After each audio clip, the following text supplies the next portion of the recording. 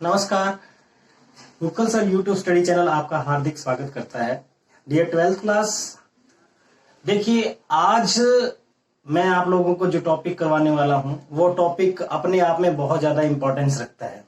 जैसे अभी आपने ओम्स लॉ स्टडी किया था, एक सिंपल सर्किट है अपने पास में जिसमें एक सेल कनेक्टेड हो, ठीक है, और अपने पास में कॉम्बिनेशन ऑफ रेजिस्टेंसेस हो, सीरीज में भी पैरेलल, ठीक है, और उसको आपने सोल्व किया था। उसमें आपने करंट की वैल्यू फाइंड आउट की थी, कहीं पे पोटेंशियल ड्रॉप जो है हमें कैलकुलेट करना था तो हमने कैलकुलेट किया था। लेकिन अगर ये सर्किट कॉम्प्लेक्स हो जाए, कॉम्प्लेक्स मतलब जैसे इसी सर्किट को मैं थोड़ा और कॉम्प्लेक्स कर देता हूं, ठीक है, यहां पे भी मान लिया हमने जो है एक बैटरी और लगा करके, ठीक है, यहां रेजिस्टेंस हमने कनेक्ट कर दिया, ठीक है, यहां पे भी कोई एक और रेजिस्टेंस हमने अटैच कर रखा है, ठीक है, या ये कहें कि एक बैटरी मैंने यहां पे इस तरीके से अटैच कर दी। तो ऐसे सर्किट को हम सोल्व कैसे करेंगे? एक कॉम्प्लेक्स सर्किट हमारा बन जाता है। क्या सिंपल ओम्स लॉ यहां पे आपका काफी है कि हमें ओम्स लॉ से ही ये सारा सोल्व कर सकते हैं? बिल्कुल नहीं। ओम्स लॉ से हम कभी भी जो है ऐसे सर्किट्स को इतना आसानी से सोल्व नहीं कर पाएंगे। तो इसके लिए हमारे पास में जो नया मेथड है, ठीक है, जो नई टेक्निक है, नए लॉज है, उनको हम फॉलो करेंगे, नए रूल्स को फॉलो करेंगे, और वो है Kirchhoff's current law and Kirchhoff's voltage law. ठीक है, तो आज उनको डिस्कस करेंगे। तो चलो स्टार्ट करते हैं।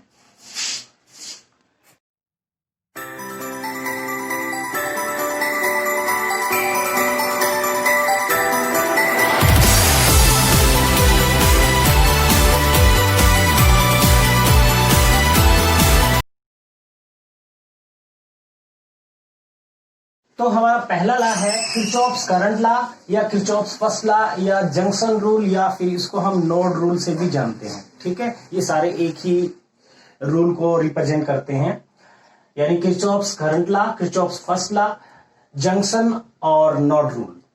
ये क्या कहता है, इसको हम सबसे पहले समझने की कोशिश करते हैं। ये कहता है कि अगर हमारे पास कोई सर्किट क्लोज्ड है या ओपन सर्किट है, ठीक है, तो उसके अंदर किसी भी जंक्शन के ऊपर टोटल करंट हमेशा ही जीरो रहेगा। Total current at any junction will be zero. या ये कहें कि उस जंक्शन पे जितना करंट एंटर कर रहा है और जो करंट एग्जिट आउट होगा वो दोनों आपस में क्या है, सेम है। ठीक है, जैसे मैं ये कहूं कि ये एक सर्किट में बना के आपको बताता हूं।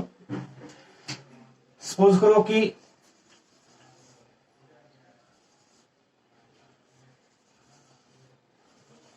ये कोई सर्किट मैंने बना दिया, ठीक है, हो सकता है यहां से करंट I1 फ्लो कर रहा हो, यहां से हो सकता है I2 फ्लो कर रहा हो, यहां से I3 फ्लो कर रहा हो, ठीक है, और मे बी यहां से I4।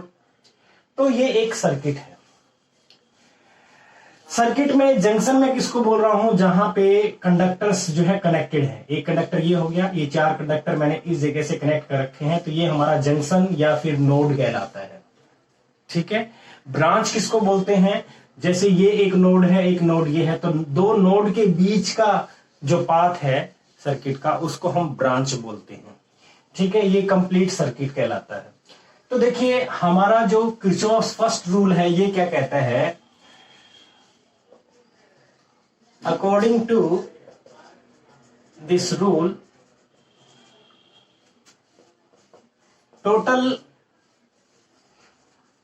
current at any node is always zero, always zero। या दूसरे वे में हम इसको क्या कह सकते हैं, total current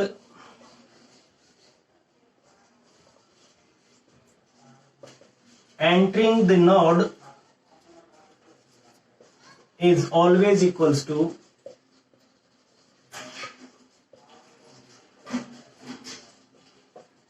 total current exit out.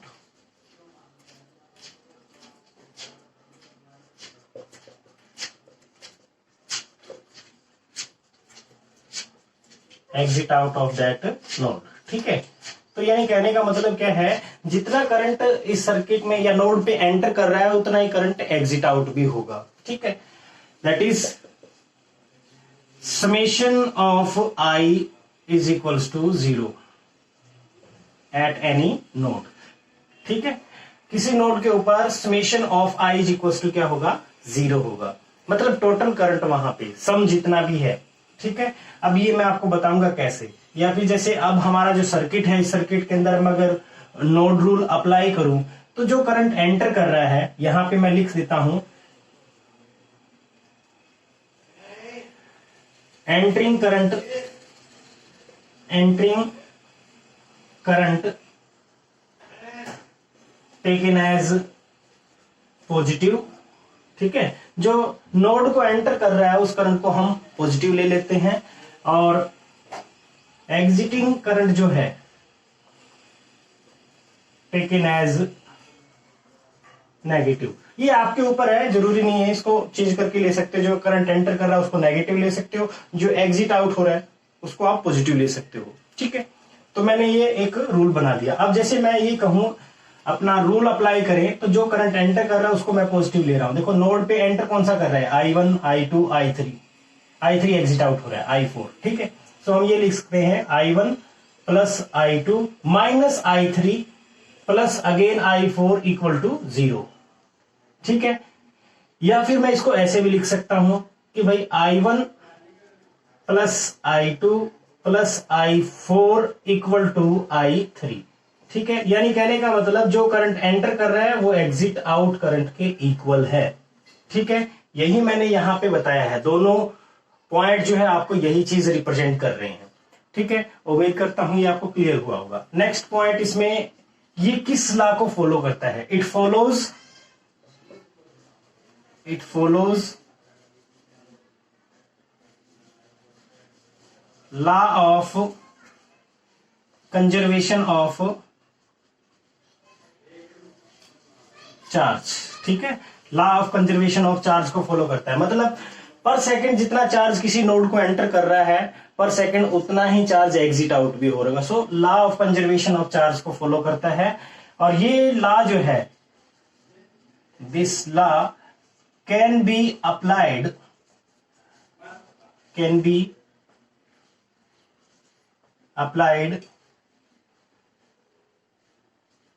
In open और क्लोज्ड सर्किट। ठीक है, सर्किट अगर आपका ओपन है या क्लोज्ड है, दोनों में ही अप्लाई कर सकते हैं ये रूल। ठीक है, तो मेरे ख्याल से ये पॉइंट आपको क्लियर हुआ होगा। यही जंक्शन रूल है, इसका जो एप्लीकेशन है वो मैं आपको न्यूमेरिकल्स में करवाऊंगा, किस तरीके से हम इसको सोल्व करते होते हैं। तो ये स्टूडेंट, अगर ये सब चीज जो है आपको समझ आ रही है तो ही आप न्यूमेरिकल इजीली सोल्व कर पाते हो। ठीक है, थ्योरी मैटर करती है। तो ये मेरे ख्याल से एक बार मैं रिवाइज करवा देता हूं। Total current at any node is always equals to 0, या ये कह सकते हैं total current entering the node is always equals to total current exit out the node. और जो एंटरिंग करंट है उसको हम पॉजिटिव लेंगे, एग्जिट करंट को हम लेते हैं नेगेटिव। ठीक है, और ये law of conservation of charge को फॉलो करता है। This law can be applied in open and closed circuit. Okay, second law हम बात करते हैं Kirchhoff's voltage law, Kirchhoff second law, loop और मैश रूल। ठीक है, लूप और मैश रूल, इसको इतने नामों से जाना जाता है। जैसे मैंने पहले लॉ को बताया था, वैसे इसको भी हम Kirchhoff's voltage rule, Kirchhoff second rule, loop और मैश रूल के नाम से हम जानते हैं। ठीक है, अब ये इसकी क्या खास बात है, देखो ये टोटली वोल्टेज के लिए है। वहां हमने करंट का जिक्र किया था, यहां पे हम वोल्टेज का जिक्र करेंगे। तो ये लॉ कहता है कि किसी भी क्लोज सर्किट के अंदर, किसी भी क्लोज्ड लूप या सर्किट के अंदर जो टोटल वोल्टेज ड्रॉप है वो हमेशा कितनी होती है, 0 होती है। Total voltage drop in a close loop is always equals to 0। ठीक है, ये पॉइंट आपको समझ में आया होगा। तो इस पे अभी ये रूल मैं आपको अप्लाई करके भी बताऊंगा। चलो हम पहले लिखते हैं एक बार इसको। According to this rule, according to this rule,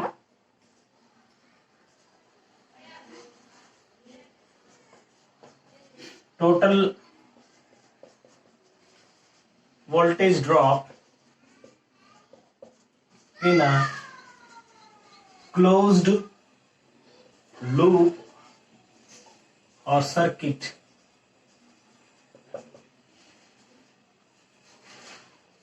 is always equals to 0. ठीक है, that is summation of V और इक्वल टू, इसको हम ये भी लिख सकते हैं V is equal to I into R in a loop. ठीक है, in a loop is always equal to 0.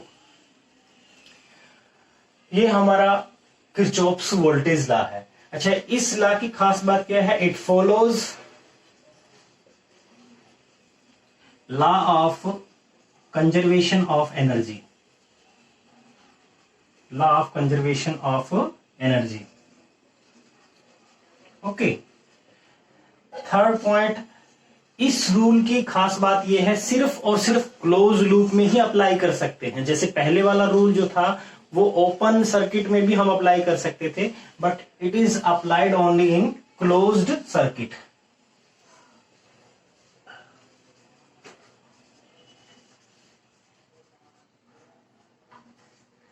It is applied only in closed loop या क्लोज सर्किट. अच्छा, मैं बार बार लूप बोल रहा हूं, लूप या सर्किट, क्लोज सर्किट की बात कर रहे हैं. तो लूप से हमारा मतलब है वो क्लोज. जैसे मैं यहां पे आपको बताऊं कि A B C F A, ये हमारा एक लूप बन रहा है. इसी तरीके से एक लूप ये बन रहा है F C D E F वापिस. ठीक है, तो ये भी एक क्लोज लूप बन गया. इसी तरीके से A B C D E F A, ये भी एक क्लोज लूप बन गया. इसमें 3 लूप आप लोगों को बनते हुए नजर आ रहे हैं. ठीक है, तो मेरे ख्याल से ये पॉइंट आपका क्लियर हुआ होगा. ठीक है, लूप का मतलब यहां पे क्या है. जो चीज मैंने आपको ये पॉइंट्स बताए हैं, इन दोनों में, अब दोनों रूल में आपको डिफरेंस भी पता चल गया होगा कि दोनों रूल में क्या डिफरेंस है. पॉइंट्स वाइज मैंने आपको बता दिया है. चलो, इस रूल को अप्लाई करने का मेथड हम समझते हैं. वैसे तो आप कोई भी एक लूप जो है चूज करोगे सबसे पहले.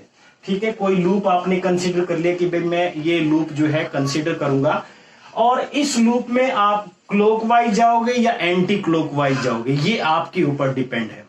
ठीक है, जैसे मान लिया मैंने यहां पे, मैं आप लोगों को बता देता हूं कि साइन कन्वेंशन इसमें कैसे यूज करेंगे.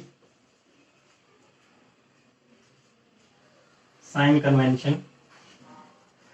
कन्वेंशन इसमें आप ये याद रखना कि जब हम क्लॉकवाइज जाते हैं, जैसे मैं अभी लूप ले लेता हूं, while going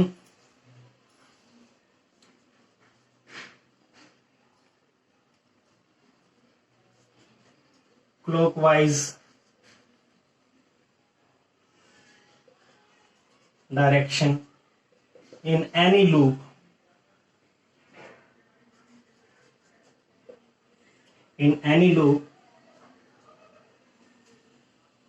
if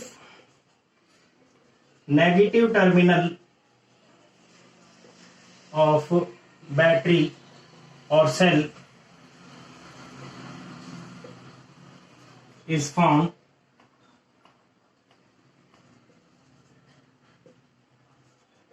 it will be taken as negative. ठीक है, एंड वाइस वर्सा.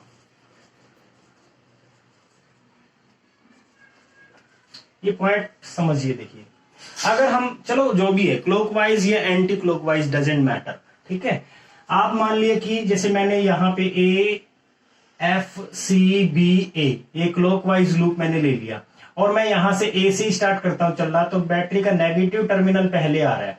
तो बैटरी का जब नेगेटिव टर्मिनल पहले आ रहा हूं तो मैं इसको नेगेटिव कंसीडर कर लेता हूं.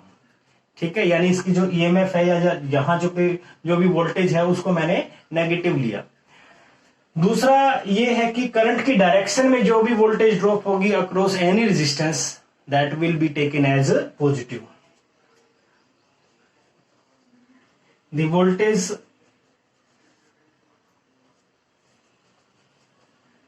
drop across any resistance in the direction of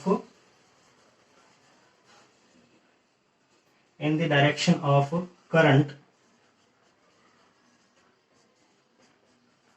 taken as positive and vice versa. ठीक है, यहां पे मैंने क्या कहा कि जैसे मान लिया, अब यहां पे आप समझ रहे हो, यहां से हम इस लूप को मैंने क्लॉकवाइज कहा, यहां से चलते हुए जैसे यहां पे आ रहे हैं, इसके अंदर से भी जा रहे हैं, तो करंट इसमें कैसे जा रहा होगा, ऐसे जा रहा होगा। ठीक है, तो जैसे मैं यहां से जाता हूं तो क्लॉकवाइज डायरेक्शन में, यानी जिस डायरेक्शन में करंट फ्लो कर रहा है उसी डायरेक्शन में हम यहाँ वोल्टेज ड्रॉप देखेंगे। तो यहाँ से इस लूप में, इस सर्किट के अंदर आपको कौन सा करंट मिल रहा है, I1 करंट मिल रहा है, तो यहां से भी I1 जा रहा होगा। सो I1 इंटू R2, ये जो वोल्टेज होगी ये हम क्या लेंगे, पॉजिटिव लेंगे। और अगर अपोजिट डायरेक्शन आ जाता है, यानी करंट के अपोजिट डायरेक्शन में आप लूप में फॉरवर्ड मूव कर रहे हो, तो उसको हम नेगेटिव लेंगे। ठीक है, पॉइंट क्लियर नहीं हुआ तो मैं एक इसी एग्जांपल से मैं आपको लूप लेकर के ये चीज क्लियर कर देता हूं। ये स्क्रीनशॉट ले लीजिए, ये आपने नोट कर लिया होगा। चलो देखते हैं। अभी मैं इस सर्किट के लिए कोई भी लूप, 3 लूप है, 3 लूप में तीनों लूप के लिए भी बता देता हूं कैसे हम इसको अप्लाई करेंगे। ठीक है, साइन कन्वेंशन आपको क्लियर होने चाहिए। आप इसका अपोजिट भी लेके चल सकते हो। भाई मैं यहां से चलता हूं, नेगेटिव टर्मिनल आ रहा है तो इसको मैं पॉजिटिव ले लेता हूं, और करंट की डायरेक्शन में जो वोल्टेज ड्रॉप होगी अक्रॉस द एनी रेजिस्टेंस, उसको हम क्या ले सकते हैं, नेगेटिव ले सकते हैं, अपोजिट हो जाएगा फिर। ठीक है, तो मैं लूप चूज कर लेता हूं। इसमें सबसे पहले लूप एंटी क्लॉकवाइज लेके भी बता देता हूं। ठीक है, जरूरी नहीं क्लॉकवाइज, एंटी क्लॉकवाइज भी। पहले मैं बड़ा लूप ले लेता हूं, A B C D E F वापिस ए, ये क्लोज लूप हो गया। ठीक है, ए से स्टार्ट हुए, ए से ही खत्म हुआ है, तो ये हमारा क्लोज लूप है। और इसमें मैं आपको अब ये बना के दिखाता हूं किस तरीके से हम बनाएंगे। ए से चलना शुरू करते हैं, बी की तरफ जाएंगे तो देखो करंट के अपोजिट डायरेक्शन में जा रहे हो आप, यहां से चले, यहां से अपोजिट डायरेक्शन में जा रहे हो, तो करंट के अपोजिट डायरेक्शन में मैंने क्या बताया है, नेगेटिव लेंगे। तो करंट के नेगेटिव यानी minus of I1 R1, clear है।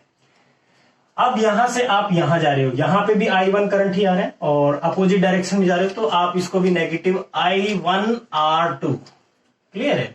यहां से अब देखिए यहां पे करंट I2 जा रहा है, जो आप देख पा रहे हो, यहां से I2 है तो यहां पे भी I2 होगा, तो करंट की डायरेक्शन में है तो it will be taken as positive I2 into R3, और यहां पे भी सेम डायरेक्शन है, प्लस I2 इंटू R4, और बैटरी का अब नेगेटिव टर्मिनल आपको मिल रहा है तो इसको हम क्या लेंगे, नेगेटिव, माइनस E2, और अब यहां पे पॉजिटिव टर्मिनल मिल रहा है, इसको हम लेंगे E1 प्लस का और इक्वल टू 0। ये एक इक्वेशन बन गई। अच्छा, ये चीज ध्यान रखना है, बैटरी का एक बार जो टर्मिनल आ गया, नेगेटिव आया है तो आपने एक बार ले ली, फिर दोबारा पॉजिटिव टर्मिनल आ रहा है बैटरी का, आप कहोगे कि भी यहाँ पे पॉजिटिव ले ले, नहीं, जो फर्स्ट टर्मिनल आ रहा है उसी के लिए अप्लाई करो। ठीक है, बिल्कुल इजी है, बस मेथड समझना है, बाकी हमें इसको क्वेश्चन में अप्लाई करेंगे। ये क्लियर हो गया। इस तरीके से ये एक इक्वेशन बन गई। कोई दूसरा लूप लेकर के हम करते हैं, loop A F C B, A, ये लूप ले लेते हैं। ठीक है, मैंने कहां से शुरू किया, ए एफ, क्लॉकवाइज शुरू किया है, तो क्लॉकवाइज के लिए अप्लाई कीजिए। जैसे ए से एफ की तरफ जाएंगे तो पहला नेगेटिव टर्मिनल आ रहा है बैटरी का, तो हम इसको लेंगे माइनस E1, और फिर यहां से हम जाएंगे एफ से सी की तरफ, तो करंट की डायरेक्शन में जा रहे हैं, देखो I3 करंट इसी डायरेक्शन में फ्लो कर रहा है और आप भी उसी डायरेक्शन में जा रहे हो, तो यहां जो वोल्टेज ड्रॉप होगी वो क्या होगी, I इंटू आर, यानी I3 प्लस का लेंगे I3 इंटू R5। ध्यान से समझो, यहां आप मिस्टेक करोगे समझने में तो आपका न्यूमेरिकल भी गलत होगा, और ये बहुत इंपॉर्टेंट न्यूमेरिकल भी है अपने आप में, इस पे जो बेस्ड क्वेश्चन होंगे। फिर यहां करंट के डायरेक्शन में जा रहे हो, प्लस I1 इंटू R2, यहां पे भी I1 इंटू R1, और वापिस एक पॉइंट आ गया इक्वल टू 0। ठीक है, यहां से भी एक इक्वेशन बन गई। जैसे 2 या 3 इक्वेशन बनाएंगे उसको हम सोल्व करेंगे मैथमेटिकली। बस यहां पे करंट की वैल्यू फाइंड आउट करनी होती है मोस्टली, कि I1 I2 I3 की वैल्यू फाइंड आउट कीजिए। ठीक है, या अननोन रेजिस्टेंस दे देगा उसकी वैल्यू फाइंड आउट करना है, या 2 पॉइंट के बीच का पोटेंशियल डिफरेंस कैलकुलेट करना हो, तो ऐसे मेथड्स के लिए हम ये लूप रूल लगाते हैं। ठीक है, एक और लूप हम बना करके देख लेते हैं। इसमें मैंने FEDC वापिस F, ये लूप हम ले लेते हैं। ठीक है, लूप है हमने FEDCF, ये क्लॉकवाइज डायरेक्शन में ही। अब बैटरी का यहां से F से E की तरफ जाओगे, जहां से आपने लूप स्टार्ट किया था वहीं से शुरू करना पड़ता है इसको। ठीक है, F से E की तरफ जाओगे तो पॉजिटिव टर्मिनल आ रहा है, उसको हम लेंगे पॉजिटिव E2। ये जरूरी नहीं है कि मैंने इसको क्लॉकवाइज डायरेक्शन में लिया है तो आपको भी क्लॉकवाइज डायरेक्शन में लेना पड़ेगा, डजंट मैटर। आप जिस भी मेथड से चाहो, एंटी क्लॉकवाइज जाना चाहते हो एंटी क्लॉकवाइज से भी कर सकते हो, आंसर गलत नहीं आएगा। तो E2 पॉजिटिव लिया मैंने, फिर आप देखो करंट के अपोजिट डायरेक्शन में जा रहे हो तो I2 minus I2 into R4, again minus I2 into R3। ठीक है, फिर यहां से minus I3 into R5 equal to 0। तो ये एक इक्वेशन होगी। तो ऐसे ही इक्वेशंस बनानी है और आपका क्वेश्चन जो है सोल्व होता चला जाएगा। इन इक्वेशंस को हम सोल्व करेंगे और फर्दर जो भी वैल्यू हमें फाइंड आउट करनी होगी वो हम यहां से कर सकते हैं। तो मेरे ख्याल से ये दोनों रूल आपको समझ आए होंगे और डिफरेंस भी समझ में आया होगा। जो साइन कन्वेंशन है ये कोई आपसे कोई नहीं पूछेगा, ये आपके लिए है, खुद के लिए। आप अपने तरीके से कैसे भी समझिए, मैंने यहां लिख दिया, लिखने की जरूरत नहीं भी थी। ठीक है, यहां से आप जैसे चलते हो भाई, मैंने कहा कि करंट की डायरेक्शन में जो भी वोल्टेज ड्रॉप होगी, जैसे यहाँ करंट की डायरेक्शन में जो भी वोल्टेज ड्रॉप होगी उसको मैंने पॉजिटिव लेना है। ठीक है, तो अगर बैटरी का नेगेटिव टर्मिनल आता है तो वो हमें नेगेटिव लेना पड़ेगा, या इसका अपोजिट। भाई अगर हम करंट की डायरेक्शन में वोल्टेज ड्रॉप जो हो रही है रेजिस्टेंस के अक्रॉस, अगर उसको आप नेगेटिव लेते हो तो फिर अगर बैटरी का पहला टर्मिनल नेगेटिव आता है उसको हम लेंगे पॉजिटिव। ठीक है, तो ये मेथड है। तो मेरे ख्याल से ये सब चीज आपको क्लियर हुई होगी। आज का टॉपिक सिर्फ हम यही करेंगे सो दैट कि इसको आप अच्छे से पढ़ो, अच्छे से करो, इसके नोट्स बनाइए। और नेक्स्ट जो लेक्चर लेके आऊंगा मैं इन पे एक दो न्यूमेरिकल आप लोगों को प्रैक्टिस करवाऊंगा सो दैट कि ये आपको अच्छे से क्लियर हो जाए। और इसका इंपॉर्टेंट क्वेश्चन आता भी है। ठीक है, कंपटीशन एग्जाम में भी, CBSE में भी आ जाता है, तो अपने आप में बहुत ज्यादा इंपॉर्टेंट है। अभी जो भी टॉपिक होंगे करंट इलेक्ट्रिसिटी के अंदर वो सारे के सारे इंपॉर्टेंट टॉपिक्स हैं। तो डियर स्टूडेंट, आज इतना ही करेंगे। आज आपके लिए कोई क्वेश्चंस भी नहीं है, बस आपसे एक रिक्वेस्ट है, चैनल को शेयर कीजिए, सब्सक्राइब कीजिए, कमेंट कीजिए। ठीक है, जितने भी लोग आपके पास में नजर आते हैं, एंड्रॉयड यूजर जितने भी हैं, उनके मोबाइल में आप अपना चैनल जो है सब्सक्राइब करवाइए। ठीक है, और अगर कोई फर्स्ट टाइम मेरे चैनल से जुड़ा है, फर्स्ट टाइम मेरी वीडियो देख रहा है, तो उनसे रिक्वेस्ट है कि मेरे प्रीवियस वीडियो जरूर देखें। और लिंक, जितने भी प्रीवियस वीडियोस का लिंक है वो नीचे डिस्क्रिप्शन में आप लोगों को मिल जाएगा चैप्टर वाइज। ठीक है, तो वो आप अपने जितने भी फ्रेंड्स हैं उनको भी ये चीज बता सकते हो कि भी हम जो है 9th से 12th तक फिजिक्स करवाते हैं और उसमें अलग अलग चैप्टर वाइज हमने इतने वीडियो डाल रखे हैं। अभी तक हमने तकरीबन, मुझे जहां तक ध्यान आ रहा है, 100+ जो है लेक्चर हो चुके होंगे। ठीक है, तो आज इतना ही। Good luck.